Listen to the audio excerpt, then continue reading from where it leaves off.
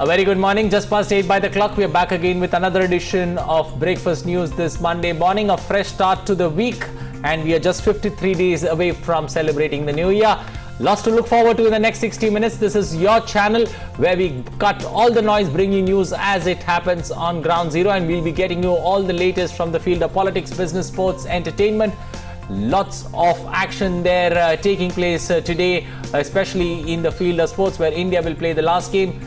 There are many other events to look forward to, from the Prime Minister to the President. I am Anil Thomas. To take you through the next 60 minutes is my co-anchor, Rukma. Good morning, Rukma. A very good morning to you, Anil, and to all our viewers as well. Welcome to Breakfast News, and as you all know, we'll be bringing you all the latest the Padma Awards to be given away today in a ceremony spread over 2 days. More than 250 awards will be conferred by the President himself, and we'll be bringing you all the details on that. Moreover, there are rains in Tamil Nadu once again. What does it mean? What has been the impact so far? Also news from other aspects from around the world as well. But first, the headlines. Prime Minister Narendra Modi to lay foundation stone of four-laning of key sections of Sri Sant Gyaneshwar Maharaj Palki Marg and Sri Sant Tukaram Maharaj Palki Marg today via video conferencing. Prime Minister will also dedicate to the nation multiple road projects for boosting connectivity to Pandharpur.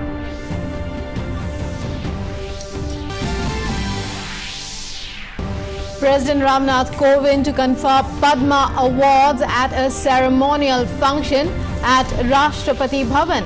Winners of 2020 and 2021 will be conferred with the award in the ceremony being held in 4 sessions today and tomorrow.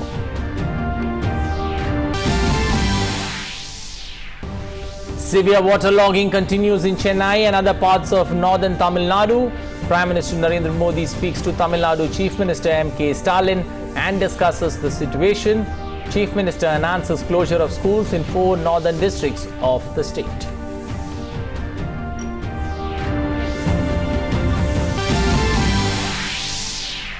In international news, United States lifts travel restrictions for much of the world beginning today. Restrictions were imposed from early 2020 to address the spread of COVID-19.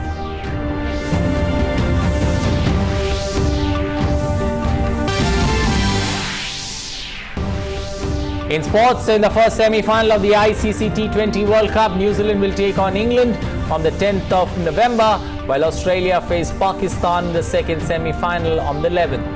India will play their last match of the tournament against Namibia today.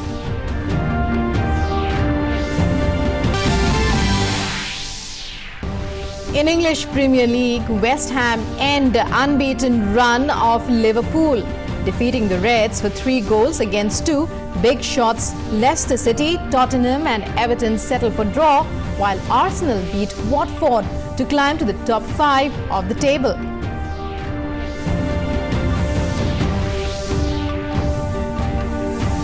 And now let's take a look at the news in detail.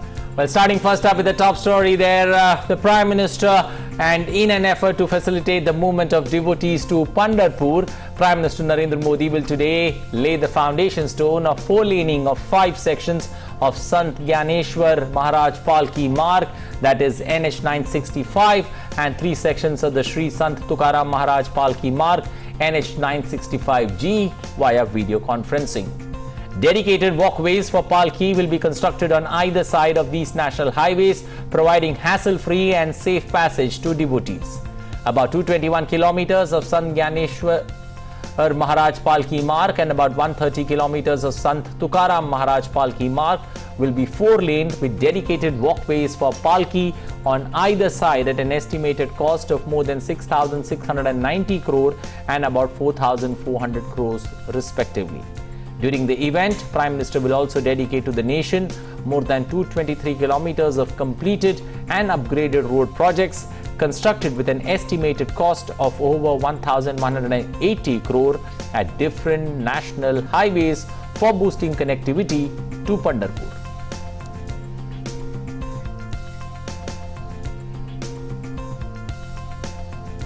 In a tweet, Prime Minister said, and I quote, Pandharpur has a special place in the hearts and minds of many. The temple there draws people from all sections of society from all over India.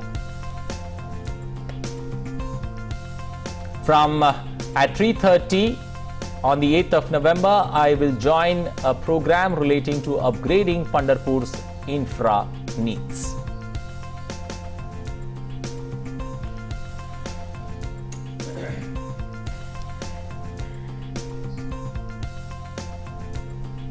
And President Ram Nath Kovind will confer the Padma Awards at a ceremonial function at Rashtrapati Bhavan beginning today. The ceremony will be held in 4 sessions today and tomorrow. A total of more than 250 awards will be conferred for the years 2020 and 2021. In 2020, 141 Padma Awards were confirmed, including 4 duo cases. In a duo case, the award is counted as one. The list comprises 7 Padma Vibhushan, 16 Padma Bhushan and 118 Padma Shri awards, while the President has approved conferment of 119 Padma Awards, including 1 duo case for the year 2021. The list comprises 7 Padma Vibhushan, 10 Padma Bhushan and 102 Padma Shri awards. Padma Awards are announced each year on the occasion of Republic Day, and the awards are conferred by the President in a ceremonial function at Rashtrapati Bhavan.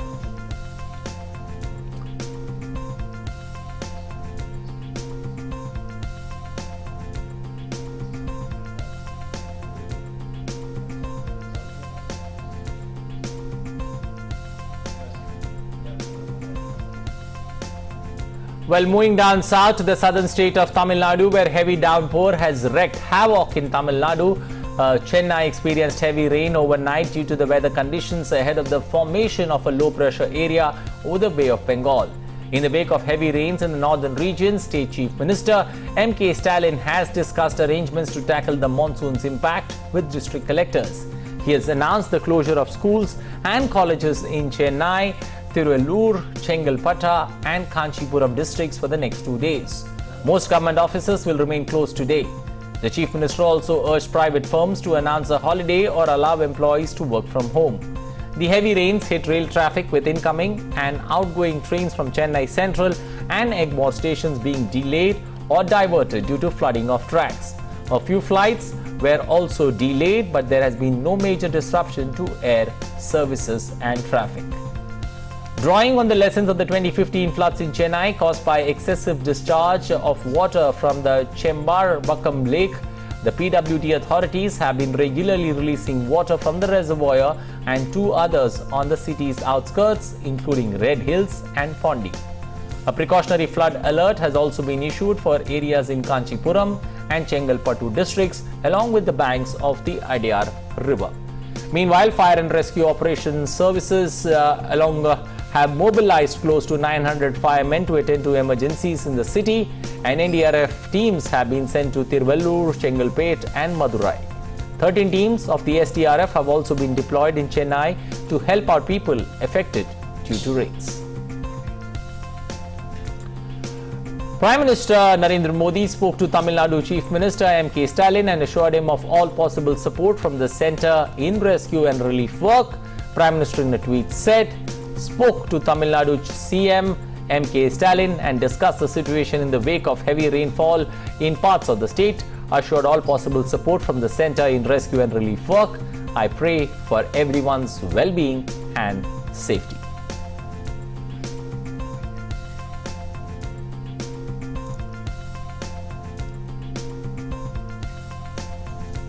Well, for more on the story, we've got our correspondent Philip Matthew joining us on the phone line this morning. Philip, good morning. Philip, there has been an alert that's been issued especially for Chennai and at least 3 to 4 districts in northern Tamil Nadu. Give us the the present situation there on the ground.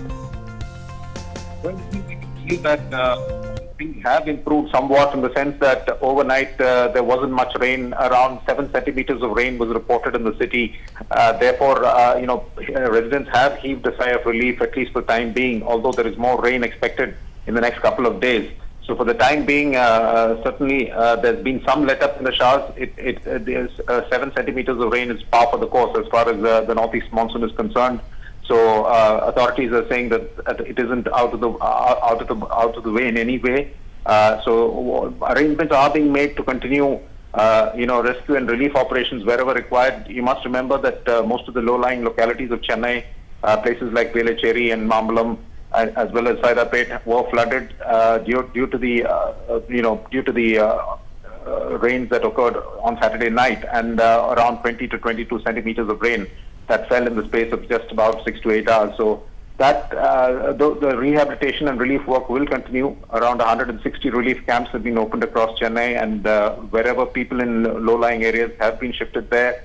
People along the banks of the river Adayar have also been asked to move out because dams that are supplying water to Chennai, dams in Chandrambakam, Pundi, and the other water sources have been opened as a precautionary measure so that the water levels don't rise beyond acceptable limits. At the moment, the authorities are focused on getting life back to normal at the earliest. The plus point is that by and large transport services have been plying. Both bus, rail and air services are plying as usual, although there have been some disruptions because of bad weather. Trains have been running late, but some flights, of course, were also delayed. But by and large, the transport services have held up in spite of the onslaught of the monsoon. Well, Philip, we'd like a sense of how people are coping. In the sense, we are getting those visuals there of waterlogging. Is water entering homes? We've also heard that schools will be closed. How likely is, how early could they expect to be opened? You're saying the weather has improved considerably, but the past few days we've seen, the past few months too, we've seen incessant rains time and again, which have caused such severe impact. Well, I must say that this improvement in the weather is just temporary because there's a new weather system on the cards, the low pressure that's likely to emerge in the Bay of Bengal tomorrow or day after. So we will have to wait and see how that pans out. But for the moment, yes, the state government has announced 2 days holidays for educational institutions in Chennai, Chengalpet, Kanchipuram and Tiruvallur districts. These are the 4 districts in the northern parts of the state that were badly affected by the downpour. The Chief Minister has also appealed to private firms, to keep their employees at home and not to send them for work. Most government departments will also be shut except for the essential services. So clearly, the state government trying to ensure that not many people are out on the roads and that they are staying at home to the extent possible. So the effort clearly now is to ensure that there's minimum loss of property or life. The plus point is that, we have no loss of life has been reported so far. Yes, there's been some damage to property, but not on the scale that was expected given the downpour. But the authorities are keeping their fingers crossed. The health authorities, for example, are now planning to organize camps, special camps in the affected areas to ensure that there's no outbreak of disease. The electricity board as well as the other authorities, essential services are on their toes, trying to ensure that power supply is maintained even in the face of such heavy spells of rain. So far, they've managed to keep the power going, at least in most parts of the city, except in some of the low-lying areas where power has been cut off as a precautionary measure. Philip, considering the fact that, almost after 6 years, we're seeing this kind of intense downpour, especially in the southern state of Tamil Nadu and Chennai in particular. But having said that, what's the Met Department saying in terms of excess rainfall that's been seen? Is it below normal, or is it something that, that's beyond expectation? No, in fact, the Met Office officials have said that Chennai has received excess rainfall this year.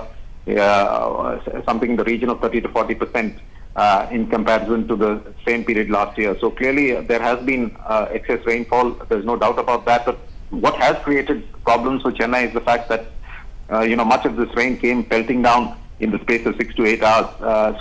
Creating enormous strain on the city's drainage network, which wasn't able to cope with the volume of water that resulted from the downpour. So that was essentially the problem. So with the result that water spilled over not just onto the roads, but into homes and into neighborhoods that are generally safe during the monsoon. So clearly that is a problem. This was last witnessed during the 2015 floods, and it's now after 6 years that we are seeing a repeat of the same situation. But nevertheless, corporation officials insist that things are not as bad as it was last time because they were better prepared in the sense that, they had stationed pumps at various locations to bail out water, and, essential supplies like boats and other things had been arranged in advance of the monsoon to ensure that people were shifted safely, to higher ground. So by and large, the authorities have managed to keep things under control, but it will take some time for water to bail out from the low-lying areas. Well, clearly lessons learned from the tragedy of 2015 when it comes to rain in Tamil Nadu and Chennai in particular. Roughly around a little over 21 centimeters of rainfall seen on Sunday.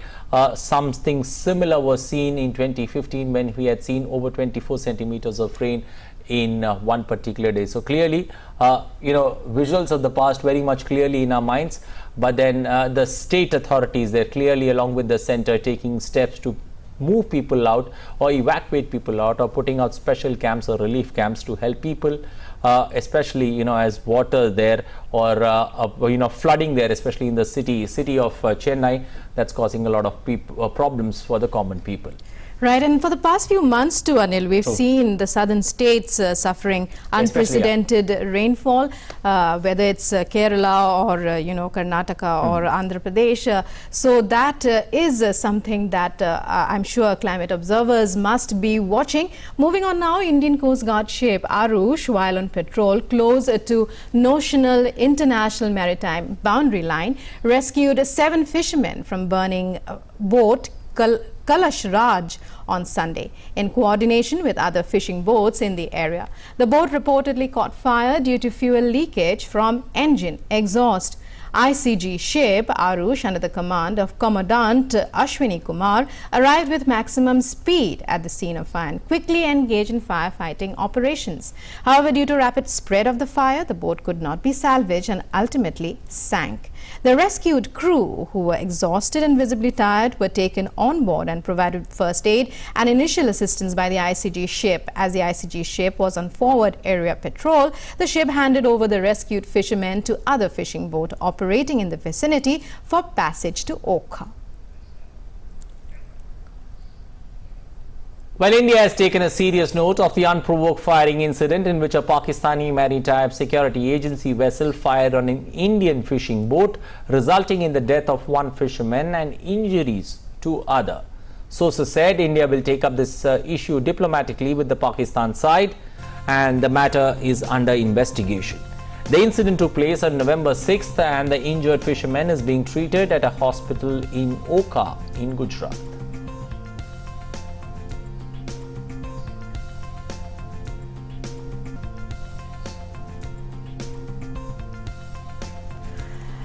And every day, as DD India brings you a special story on India's freedom struggle, in which we remember our freedom fighters and heroes. In today's saga of freedom fighters, we remember legendary freedom fighter Rameshwari Nehru and Marudhu brothers of Tamil Nadu.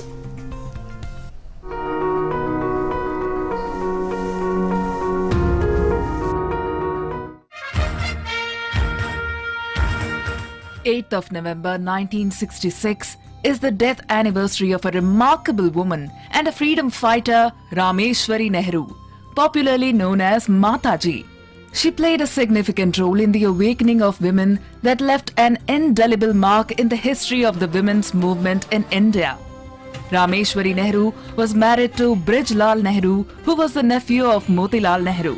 It was from Anand Bhavan, Prayagraj, that Rameshwari Nehru started her eventful career, which was dedicated to the cause of women and the freedom of the motherland. Rameshwari Nehru started the first women's journal in Hindi, Stree Darpan, in 1909 from Allahabad.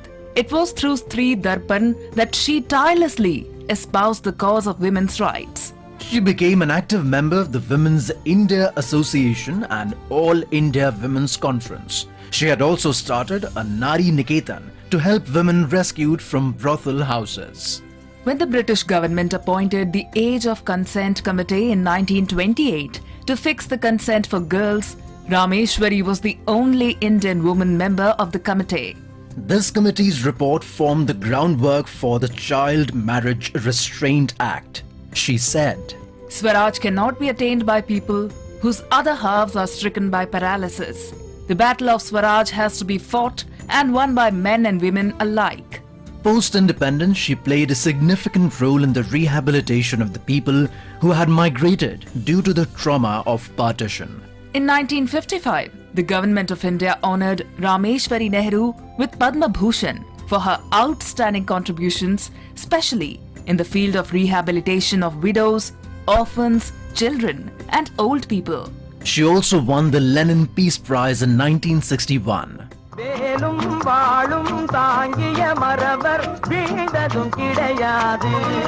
Today we will also talk about the Marudu brothers of Tamil Nadu.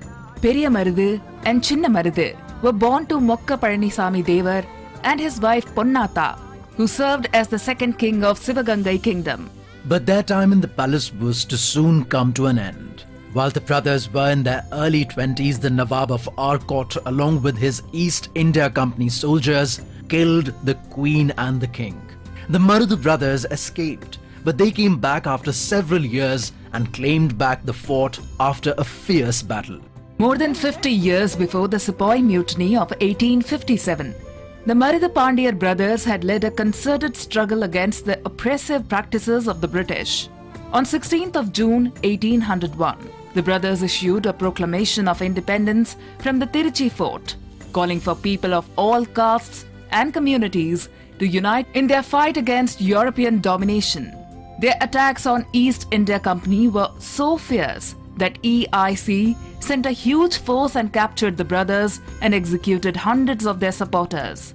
On October the 24th, 1801, Periya Marudu and Chinna Marudu were publicly hanged to death at the Tirupattur fort of southern Tamil Nadu.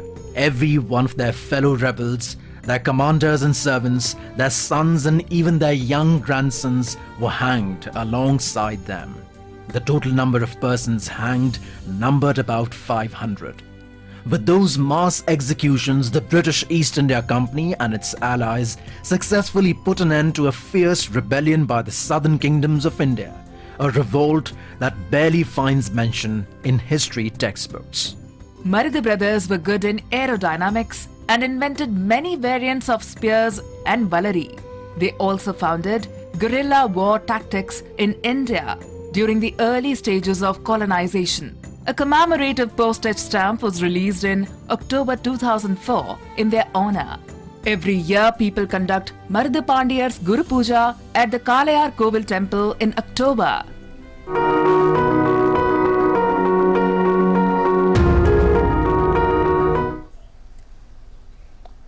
Well, time now for us to slip into a short breather here on Breakfast News. Lots more lined up on the other side. Stay tuned.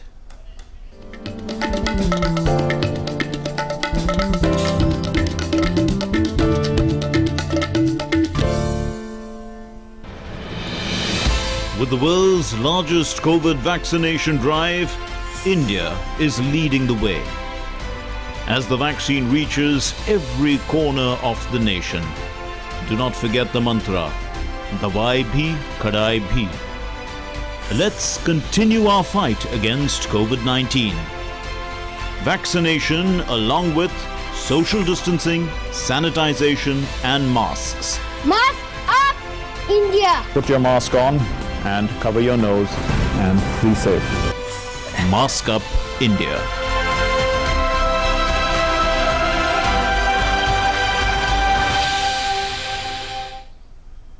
Welcome back after the break, and now let's bring you news from around the world in our next segment, Across the Globe.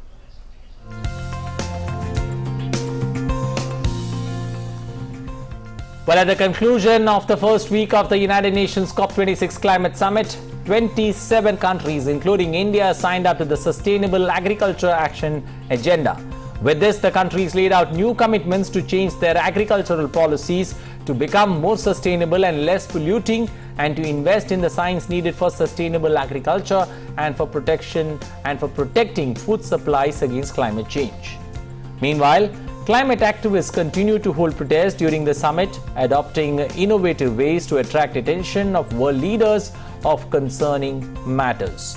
Protesters with music and dance staged demonstration in the center of Glasgow on Sunday, and they said They wanted to draw the attention to fossil fuel exploration in Africa and called for international negotiators to make stronger commitments to halting climate change. Negotiators from nearly 200 countries returned to the COP26 table today, with just 5 days left to cut deals needed to cap global warming at 1.5 degrees Celsius, the limit beyond which the world will be quoting devastating climate change impacts.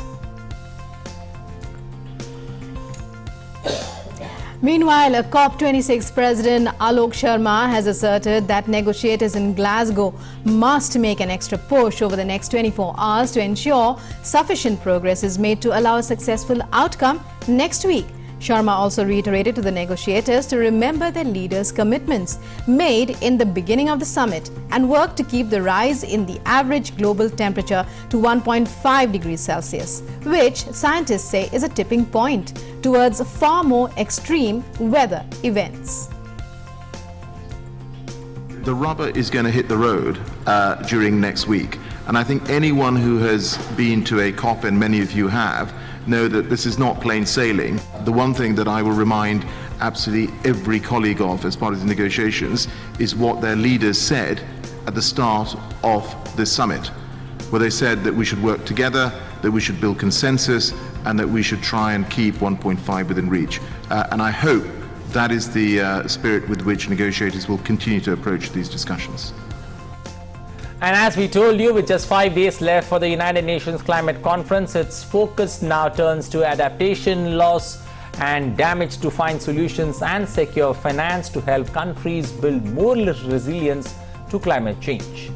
Among the big issues to resolve are setting reliable rules for carbon markets, assessing how industrialized countries should pay for climate-linked losses incurred by the rest of the world, and working out financing to help developing countries adapt. Already, the world has heated to around 1.1 degrees Celsius above pre-industrial levels, and each of the last 4 decades was hotter than any decade since 1850. But this year, torrential rains flooded China and Western Europe, killing hundreds of people. Hundreds more died when temperatures in the Pacific Northwest hit record highs. Greenland saw massive melting events, wildfires ravaged the Mediterranean and Siberia, and record drought hit parts of Brazil. More warming to 1.5 degrees Celsius and beyond will worsen such impacts. A warmer atmosphere can also hold more moisture, resulting in more extreme rainfall that raises flood risks.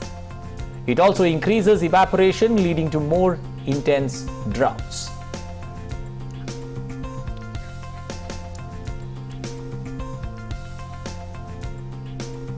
In Spain, meanwhile, the La Palma volcano spewed glowing lava once again, lighting up the night sky in the early hours of Sunday. After wreaking havoc on the island, the volcano has now started attracting tourists with the aim to raise funds for the damage. The Cumbre Vieja volcano erupted almost 50 days ago, destroying nearly 1,000 hectares of land and more than 2,500 properties on the Atlantic Ocean island. Spokeswoman of the Scientific Committee of the Canary Islands Volcanic Emergency Plan, Carmen Lopez, on Saturday said there is no data showing the eruption will end soon.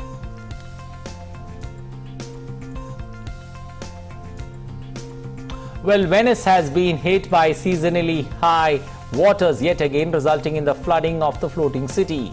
The tides this time rose as high as 1.44 meters in the city. The high tide was not high enough to activate the Moss flood barriers, which were launched last year to protect the fragile city from flooding during the so-called Aqua Alta or high water. On November 12, 2019, Venice suffered its worst flooding since 1966. The tide rose to 187 centimeters, submerging over 80% of the city. Ground floor houses were devastated, restaurants and their kitchens destroyed, and ancient monuments irreparably damaged. Venice floods are caused by a combination of factors due to climate change, from rising sea levels and unusually high tides to land subsidence that has caused the ground level of the city to sink.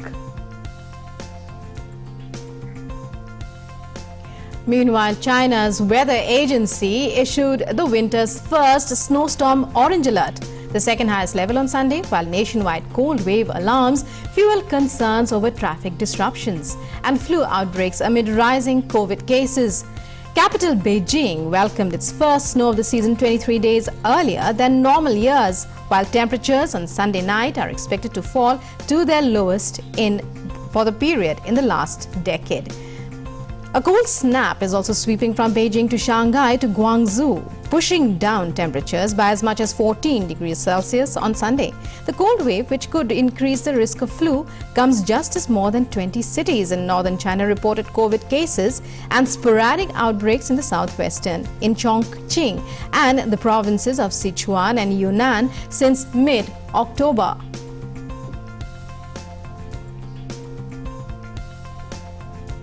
Well, a quick look at updates on COVID-19 from across the world. COVID-19 cases have crossed the 25 crore mark and are currently at 25 crore 6 lakh cases across the world.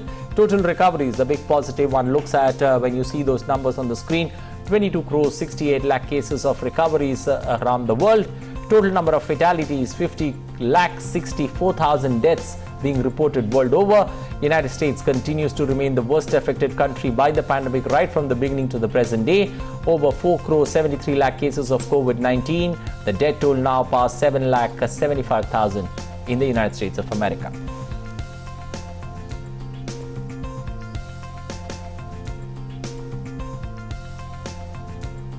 And fully vaccinated Indians will be able to travel to the United States from today.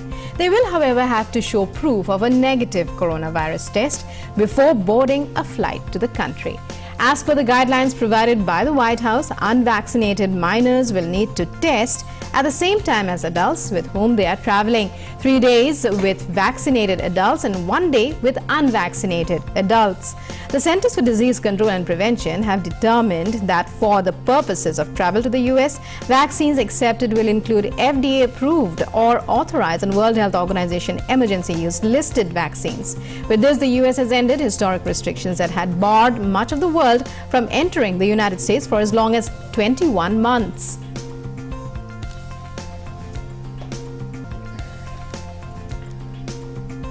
The Japanese government would shorten the COVID-19 quarantine period for vaccinated business travelers from overseas upon their arrival to 3 days starting from today. The eased quarantine rules will apply to short-term business travelers who are inoculated with COVID-19 vaccines deemed effective by the Japanese authorities.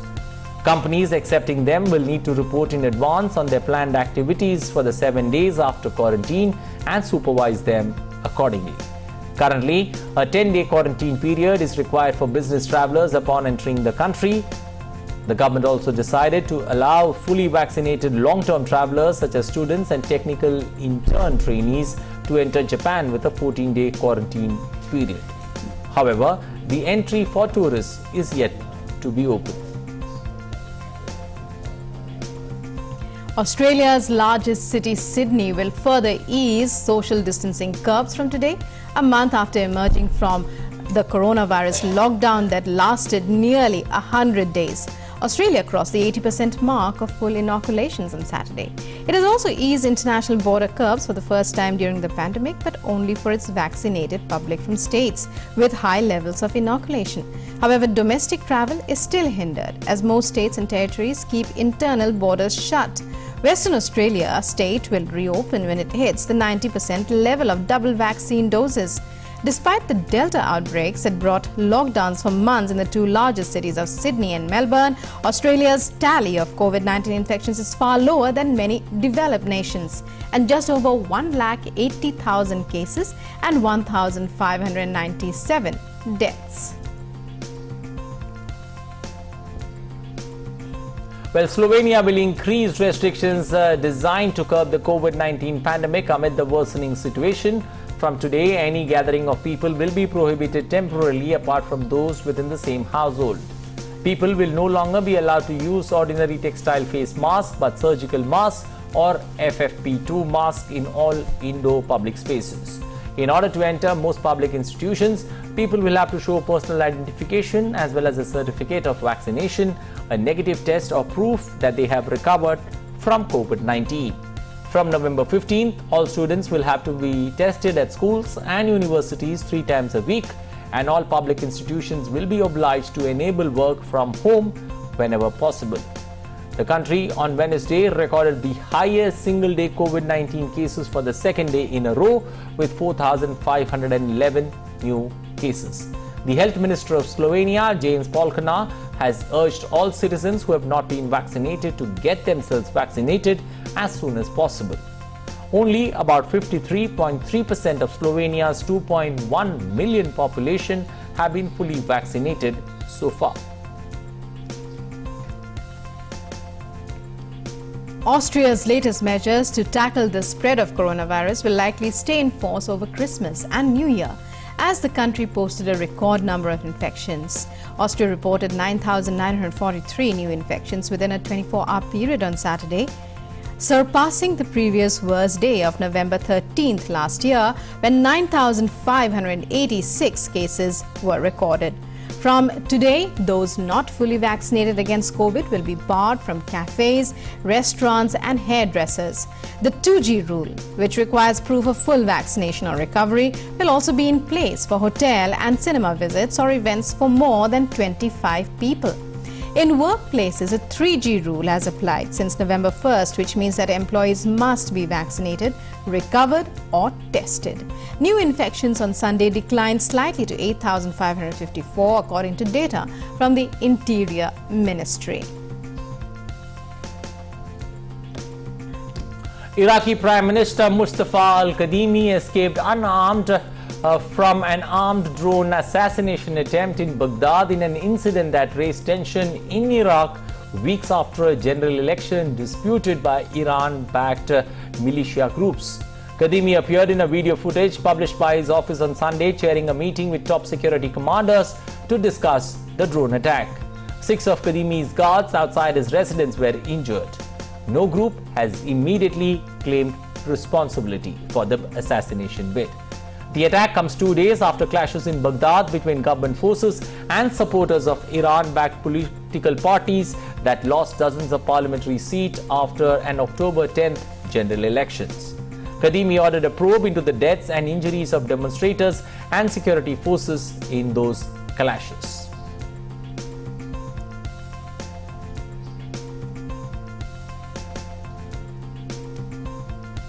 Footage from Iraqi Prime Minister Mustafa al-Kadhimi's office has been released. The video shows damage caused to his residence in the assassination attempt by an armed drone attack that left 6 members of his personal protection force injured. A vehicle parked outside his home was seen damaged with the windows blown out, surrounded by rubble and some shutters on the ground along with debris from the impact. 3 drones were used, including 2 that were intercepted and downed by security forces, while a 3rd drone hit the residence. No group has immediately claimed responsibility. Iraqi citizens have condemned the attack on Prime Minister Mustafa al-Kadhimi in Baghdad, calling for a united front to preserve the country's sovereignty.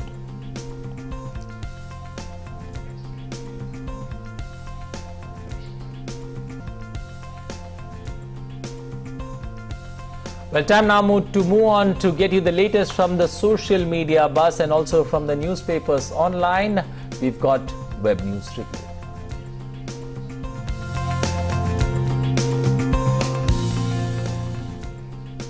Joining us is our colleague Abhishek Jha. Abhishek, a very good morning to you.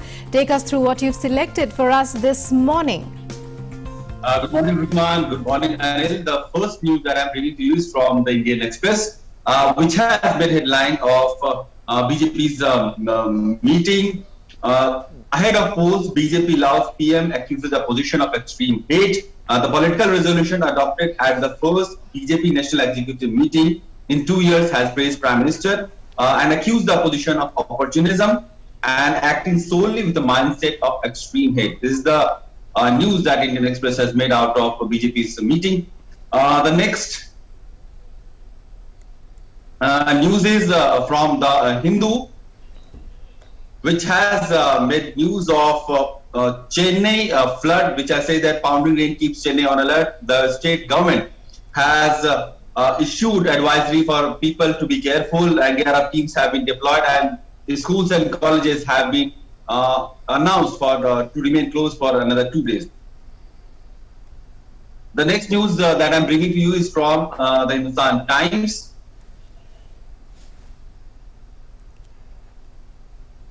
Which has made news of the festival of Chhath Puja that is beginning from tomorrow, beginning from today. Delhi government has announced public holiday. The 4-day-long festival will be beginning from Monday, and this is celebrated after on the 6th day of Diwali. The news piece has also elaborated how this festival is celebrated. Delhi government has issued advisory for COVID protocols among the expectation of large gathering of crowd along the ghats in Delhi. The next news that I'm bringing to you is from the Times of India, which has made news that Tata's to take over and operate Air India by January 23rd, 2022. The countdown has begun after Tata Group has acquired 68 years after the Maharaja was nationalized. The comments from Tata's were sought on preparations, and the senior officials have said that the long stop date of January 23, 2022 is the outer limit by when Tata's wholly owned subsidiary Thales has to take over Air India. This date has been agreed upon by both the parties, seller government and the buyer Tata. This was all from the web section of news. Back to you, Rukma and Anil, for the news updates. Well, thank you, Abhishek, for getting us the latest, especially from the social media sites. Moving on to our next segment on sports, but before that, there is a tweet by the Prime Minister that's just come in.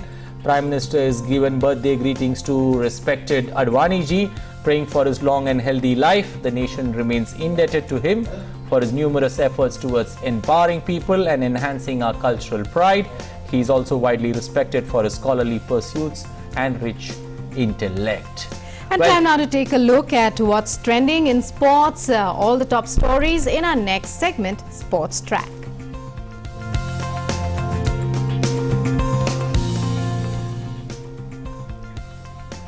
Well, starting first up, the Liverpool's 25-match run without a loss was ended at the London Stadium as Jurgen Klopp's side had the look of a team that needs the international break. West Ham punished 3 costly mistakes from Liverpool goalkeeper Alisson Becker as the Reds' 25-match unbeaten run was shattered.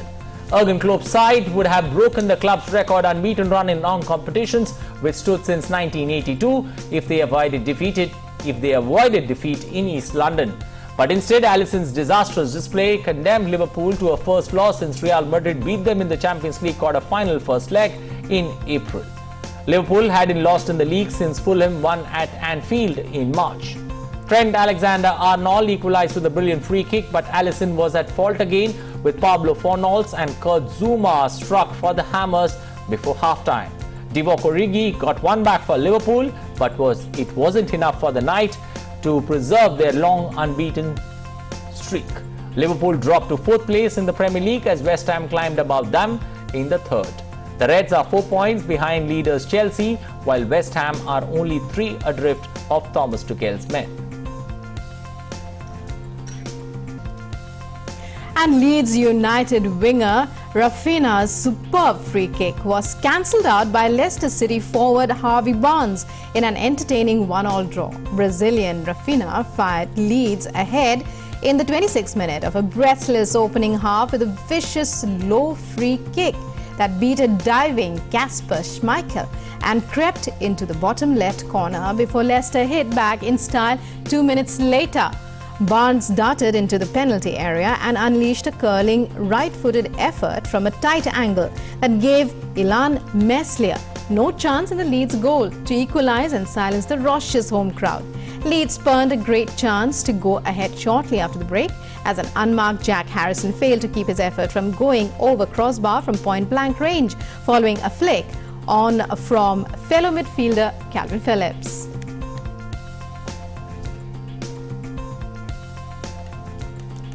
In sports, the ICC T20 World Cup has finally found its 4 semi-finalists in Pakistan, New Zealand, England and Australia out of the 12 teams in the main draw in United Arab Emirates. The first semi-final will see England take on New Zealand in Abu Dhabi on November 10th, while Pakistan will take on Australia in the second semi-final in Dubai on November 11th. Pakistan on Sunday became the only team in the tournament to win all 5 of their games in the Super 12, while England topped group with 4 wins out of 5 games.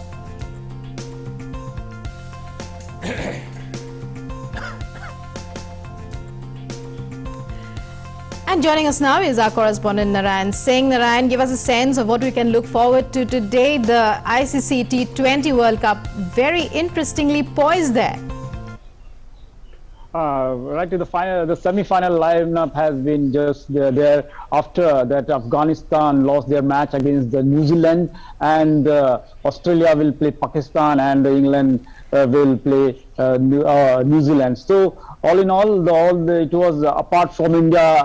Everyone was hoping that India will be there in the semi-final, but apart from that, all other teams are on the expected lines. The way Pakistan played, they are unbeaten so far in the tournament, and their unbeaten record in UAE stretches to 16 matches, so it is also a commendable achievement. If you talk about New Zealand, they also played well, and crucial, most importantly, their match against India, that was the crucial match for both the teams, because that match was like a virtual quarter-final for both the teams, because the winner of that match was most probably to be there in the semi-finals. And if we talk about Australia, this team is looking somewhat the most, we can say right now, the underdog, the way they are performing in this tournament. But slowly they have just improved their performance. And if we talk about their top order, especially their Aaron Finch and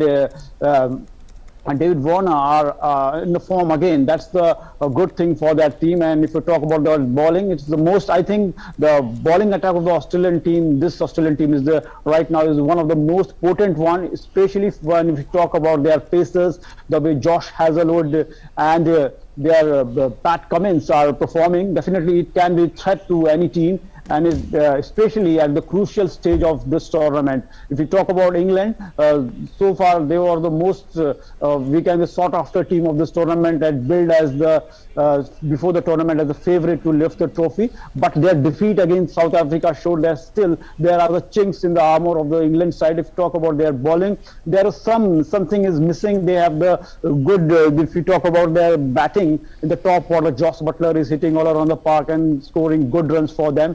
But down the order, there is little bit some, if you talk about especially bowling, they have not that kind of bowlers. They mean especially if you have, they have the pace bowlers like especially the pace bowlers, we can say they can do wonders for them. But that is the one thing where they are lacking. And if we talk about the New Zealand team, they are also doing good. So all in all, a balanced World Cup is looking like. Okay. Narayan, you mentioned balanced World Cup when one looks at the 4 teams there, but amongst the 2 semi-final, which is the one semi-final that you look forward to, and one that should be a must-watch? If we talk about the semi-final, it's both the semi-finals are very important, especially if we talk about that Pakistan's match against it will be Australia. It will be crucial to see, because the Australian team, I think, is one of the most improved team of this World Cup. They improved themselves, and they've the crucial matches they won. And if we talk about the Pakistan, they are on a winning run, that is of 16 matches in UAE, and in this World Cup also they are unbeaten. But I think the one thing that goes against the Pakistan is that when the laws of averages comes into play, you can't win for a long time, for a long run, and that has to be come to an end. But if they just stumble at the crucial stage of the tournament, that can be a big jolt for them. But I think the law of averages definitely comes into play, and the way Australia is there, their bowling attack. Pat Cummins is there, Josh Hazell is there, and Adam Zampa is on also class form. And most importantly, their top order, Aaron Finch and David Warner, are back in the form, and down the order they have Steve Smith. And if you know that if he's in, he has the capability to take the role of the sheet anchor and can take the match away from the opposition if he's in nick. Okay, now also considering the fact that in the other semi-final, England versus New Zealand, a repeat of the 2019 World Cup at the Lords, very similar, memories of that keep flushing back when one looks at those two teams. How do you see that particular panning out, considering the form that England and New Zealand have shown? Definitely, New Zealand must have a revenge on mind because of that match. They lost a World Cup. They never won that major trophy. It is not there in Kitty. First time they won the ICC Test Championship recently. But that must be there in mind too of that match, how they have to tackle the England side. But this New Zealand team has all the qualities are there, because if you take a look the way the captain Kane Williamson, who was not formed in the recent time, and in this edition also he was not in the form, but at the crucial time he got his form back, and that's the good sign for the New Zealand team. If Kane Williamson is in form, definitely he can do miracle for this team. Apart from that, if you take a look, Martin Guptill also scored a good score in the recent matches.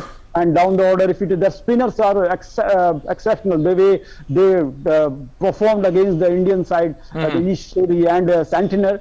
And the bowling attack, we know that the spacers, Trent Bolt can do something wonders for the team. So it's a balanced 4 teams there making the semi-finals. India unlucky to miss out. After a very long time, we see India not there as part of the semi-finals. Almost after a decade in an ICC tournament, India misses the bus, the last 4 bus, but purely India paying a huge price for that bio bubble. The players there in for a very long period of time, and clearly India missing the bus at the ICC World Cup T20 semi-finals. And Narayan, thank you so much for joining us there. So many details, very interestingly put. Many thanks once again. And time now for some festival news. Well, the 4-day Chhath Puja celebrations began this morning with the ritual of Nahai Khai. Devotees take a dip in the holy river early in the morning and later cook a meal for themselves. The festival is dedicated to the sun god, which people believe sustains life on earth.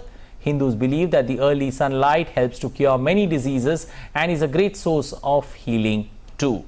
Women keep fast for the first for over 30 hours and pray for safety and well-being of their family.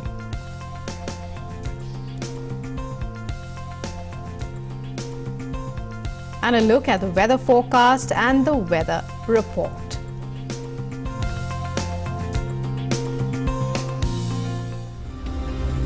The satellite picture shows a cyclonic circulation over Southeast Bay of Bengal off the Sumatra coast.